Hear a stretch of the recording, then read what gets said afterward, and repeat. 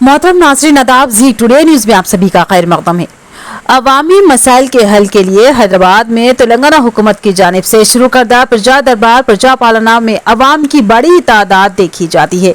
यह प्रजा दरबार प्रजा भवन में मुनक्किद होता है और मुख्तलिफ महकमा जात के ओहदेदार अवाम से उनके मसाइल के सिलसिले में दरख्वास्तें वसूल करते हैं।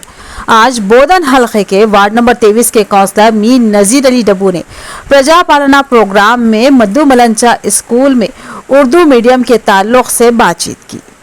बताया कि मद्दू मलंचा स्कूल में उर्दू मीडियम को खारिज कर दिया गया और असातिज़ा को भी।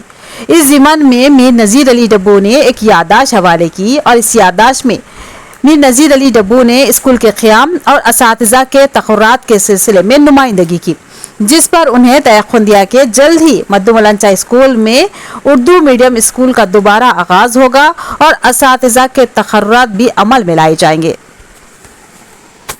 आज हैदराबाद प्रजा पालना के अंदर जो मद्दू मलंचा स्कूल एक ज़माने से स्कूल है, जिसका स्टूडेंट मैं भी हूँ, वार्ड नंबर 23 के अंदर जो उर्दू टीचर और उर्दू मीडियम दो भी निकल गया है, उसके लिए प्रजा पालना में आके सीएम पेशी के अंदर एक दरख्वास्त दी गई है।